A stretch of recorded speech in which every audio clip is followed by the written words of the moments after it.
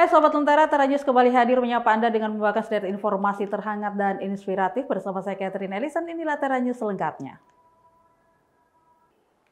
Kita awali Tera News dari Kabupaten Madiun, Jawa Timur. Jalan Nasional Madiun Surabaya di Kecamatan Saradan, Kabupaten Madiun, Jawa Timur terendam banjir akibat luapan sungai. Sungai meluap usai wilayah Pegunungan Wilis diguyur hujan lebat. Selain jalan nasional, banjir juga merendam rumah warga di wilayah Kecamatan Mejayan.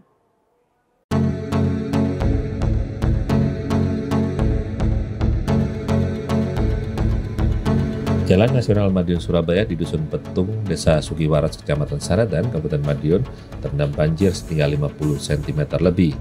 Banjir luapan Sungai Petung ini akibat wilayah lereng Pegunungan Wilis diguyur hujan lebat. Dampak banjir yang merendam jalan nasional ini, arus lalu lintas di lokasi sempat mengalami kemacetan. Derasnya air membuat pengendara motor harus berhati-hati saat melintas. Sebagian memilih berhenti menunggu banjir surut untuk melanjutkan perjalanan. Kendaraan besar seperti truk dan bis dapat melintas namun dengan kecepatan lambat. Ya, akibat sebelah selatan kan hujan deras, terus air meluap dengan cepat.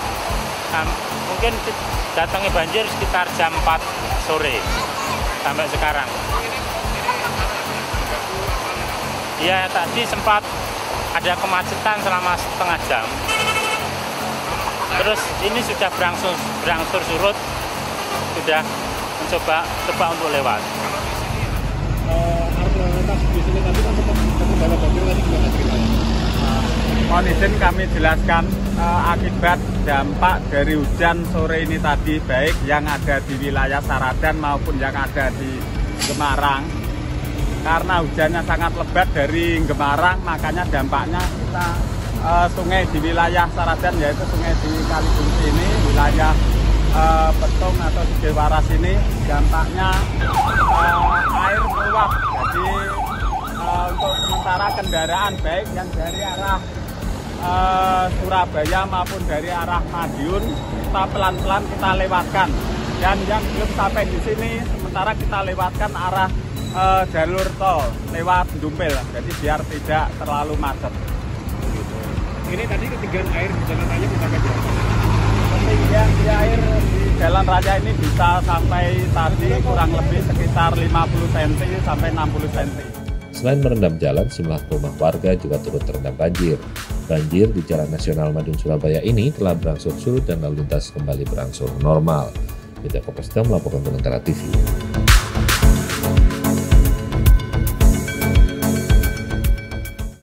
Kita ke informasi selanjutnya. Puluhan warga dari beberapa elemen masyarakat di Sidoarjo menggelar unjuk rasa di kantor Badan Pertanahan Nasional Kabupaten Sidoarjo. Mereka menuntut penerbitan sertifikat hak guna bangunan di perairan Sidoarjo diusut tuntas dan tidak lagi diperpanjang.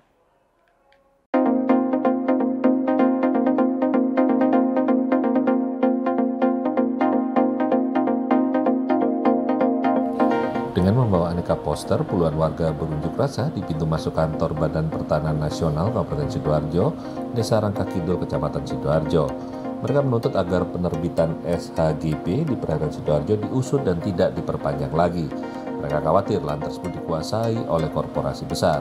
Menanggapi aksi warga, Kepala BPN Kabupaten Sidoarjo Muhammad Rizal menyebut bahwa 2 hak guna bangun di Desa Segoro Tambak, Kecamatan Sedati, Sidoarjo dengan luas total 656 hektar yang dipegang oleh 2 koperasi akan habis masa izinnya dan tidak akan diperpanjang lantaran telah masuk dalam tanah musnah. Hal ini disampaikan oleh Kepala BPN ATR Rizal usai melakukan pertemuan dengan pendemo yang mendesak BPN ATR Sidoarjo segera membongkar mafia pertanahan di Kabupaten Sidoarjo yang dinilai selama ini telah meresahkan dan bahkan telah acap kali merugikan warga Sidoarjo. Menurut Kepala BPN ATR Sidoarjo, hingga saat ini tidak ada satupun korporasi yang berniat untuk memperpanjang hak guna bangunan di 3 blok tanah di Desa Segoro Tambak Sedati yang namanya diketahui status hak guna bangunan dimiliki oleh PT Surya Inti Permata dan PT Semeru Cemerlang, antara 2 blok diantaranya kini telah menjadi lautan atau musnah. Tuntutannya kita ada 3. Yang pertama sebenarnya berkaitan dengan SHGB yang sudah viral, 657 hektar yang dikuasai oleh beberapa korporasi PT. Ya, namanya sudah viral kan begitu. Kita sudah di BPN, kita sudah ditemui oleh Kepala BPN Bapak Rizal. Alhamdulillah beliau sangat terbuka, orang baru yang cukup dinamis, yang patut juga kita acungi dan kita apresiasi. Kita teman-teman LIRA, LMRI dan Gerakan Pemuda Sidoarjo GPS melihat fenomena yang ada di Indonesia yang dikaitkan dengan Tangerang itu ternyata sampai ke Sidoarjo. Ada beberapa titik dan 657 hektar bersama di Telocor itu kita sampaikan ke BPN. Ketika itu dikuasai oleh korporat, ya kan, itu kayaknya nggak benar. Jadi gini, mereka itu kan aspirasinya mengenai ada dua hal tadi, HGB di laut, itu kan, kemudian ada yang warga yang dirugikan, tadi kan saya sudah sampaikan. Nah terkait dengan HGB di laut itu kan Pak Menteri udah menyampaikan ke media waktu itu, jadi kan ada dua mekanisme yang harus ditempuh. Jangka waktunya akan berakhir pada tahun 2026 dan tidak akan diperpanjang. Yang kedua, itu sudah tanah musnah.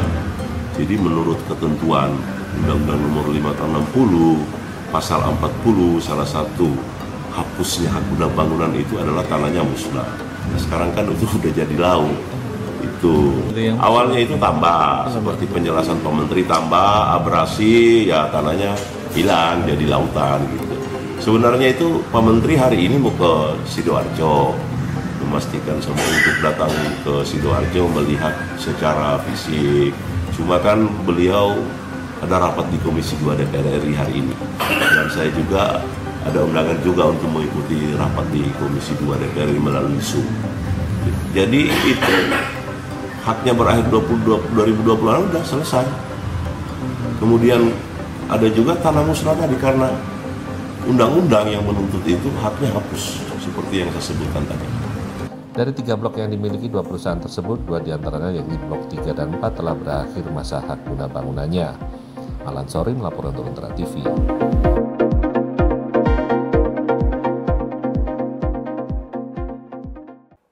Usai jeda kita akan membahas tentang kesuksesan diaspora Indonesia merintis bisnis sabun di Amerika Serikat. Jadi tetap bersama kami di Tera News.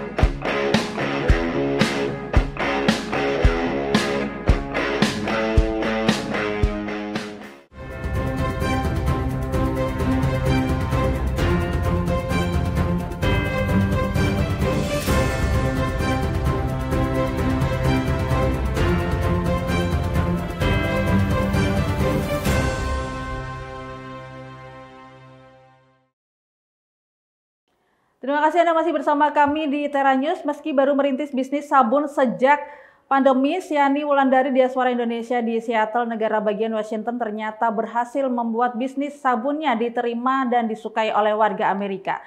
Produk sabun Lunaraya buatannya tersebut ternyata memakai bahan-bahan organik dan alami sehingga membuat banyak disukai oleh warga Amerika Serikat. Ini kita namanya Gemstone Soap. Ini untuk warna hijau ini pandan.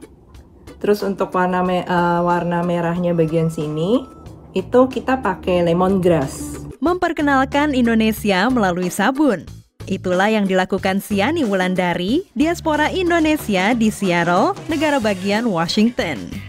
Harum daun pandan, sereh, bunga melati, mawar dan cendana khas Indonesia yang membedakan Lunaraya, sabun buatan tangan yang diproduksi Siani. Sebenarnya nama Lunaraya itu dari nama belakang saya, Wulandari. Wulan kan bulan. Wulandari itu full moon kan, bulan purnama. Luna itu bulan, raya kan artinya kayak great, besar gitu. Jadi sama artinya. Walaupun bisnis sabun mandi baru dirintis Siani sejak pandemi, tapi ia sudah tak asing dengan bisnis ini. Tapi kenapa saya ambil sabun? Keluarga saya itu di Indonesia pabrik sabun dari kakek saya. Dari tahun 1950-an. Sejak kecil, Siani sudah mengenal berbagai aroma dan material untuk pembuatan sabun. Untuk Lunaraya, selain memakai bahan-bahan alami dengan kemasan yang dapat didaur ulang, Siani juga memberi sentuhan seni pada produknya. Jadi nggak kelihatan cuman kayak sabun biasa, kita juga ada teksturnya, jadi lebih dari cuma sekedar sabun. Ia juga memperkenalkan konsep mandi bunga kepada publik Amerika melalui produk bath salt. Untuk saat ini, produk Lunaraya dijual daring di pasar kaget serta festival-festival di Seattle, rata-rata $10 atau sekitar Rp145.000. Pertama kali saya lihat Lunaraya, saya tertarik dengan crystal soaps-nya karena ada bentuk-bentuk yang sangat unik, sama warna dan bau yang luar biasa. Nggak bikin kulit kering, lembuti kulit, juga bikin mandi terasa lebih mewah. Siani yang menjalankan bisnis ini hanya dibantu suaminya, merasa sabun buatannya banyak dihargai di pasar Amerika. Nggak melulu kayak, oh sabun itu hanya untuk mandi. Pakai sabun apa aja bisa, cari yang murah atau apa, enggak. Mereka benar-benar appreciate, oh ini benar-benar dibikin dengan, bikinnya sepenuh hati dengan bahan yang baik, atau ini cantik. Konsep yang dikembangkan Siani di Amerika kini mendorong keluarganya di Indonesia untuk menerapkan hal serupa. Dari Washington DC, Dania Iman, Nia Iman Santoso, VOA. Berbekal pengalaman bekerja di restoran pizza di California, Samuel Wibowo diaspora asal Surabaya dirikan Utmost Pizza di Salem, negara Oregon. Bersama rekan bisnisnya, Samuel berhasil mengembangkan gerai pizzanya menjadi bisnis waralaba yang cukup dikenal di Amerika Serikat. Pagi itu, kesibukan mulai menggeliat di Utmost Pizza yang berlokasi di pinggiran kota Salem, Oregon ini. Di luar, seorang karyawan pengiriman barang memasukkan bahan-bahan untuk membuat pizza yang baru ia turunkan dari truk. Sementara di dapur, juru masak bersiap membuat pizza. Pesanan lewat telepon mulai masuk. Samuel Wibowo, salah seorang pemilik restoran pizza ini adalah diaspora Indonesia asal Surabaya. Katanya, selama pandemi, omset penjualan justru bagus.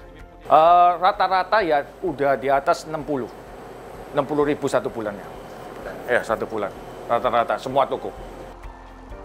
Utmost Pizza sudah menjadi restoran waralaba dengan 8 restoran tersebar di kota Salem dan sekitarnya. Samuel mendirikan Utmost Pizza tahun 1999 bersama Mike Saplet, teman akrab yang dikenal saat mereka bekerja di restoran pizza di California. When I asked Sam to come, for us to become partners and open a pizza place, I wanted to be in Oregon. This is where my family is from. And so he had never been to Oregon. And so I said, that's okay, we'll just get you an umbrella and we'll paint the back of your neck red and you'll be fine, you'll fit right in.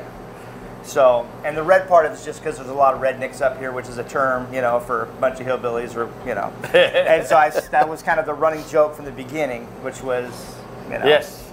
Dua sahabat karib ini pribadi yang berbeda. tapi justru itu yang saling menguatkan dalam menjalankan usaha mereka.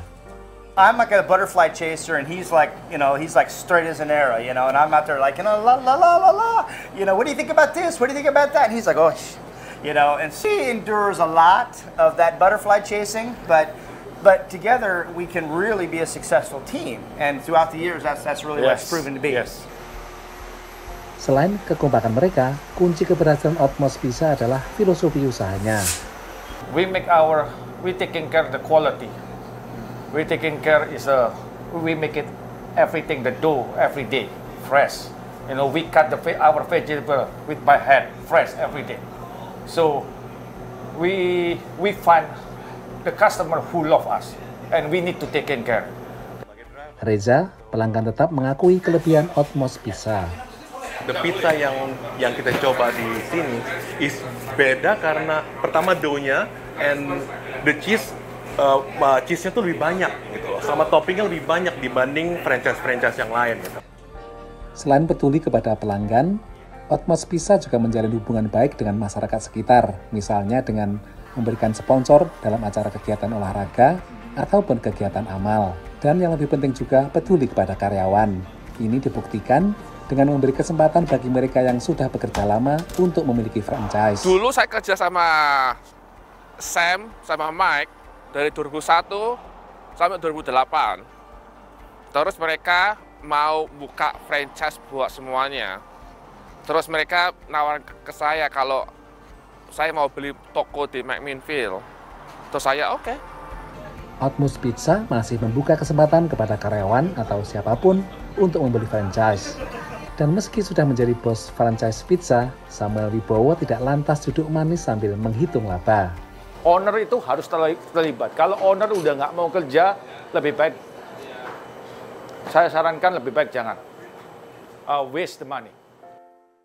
Dan informasi tadi mengakhiri Tera News saat ini. Anda dapat saksikan kembali tayangan saat ini di YouTube channel kami Lentera TV Media dan website kami lentera.tv. Saya Catherine Allison, pamit undur diri. Terima kasih dan sampai jumpa.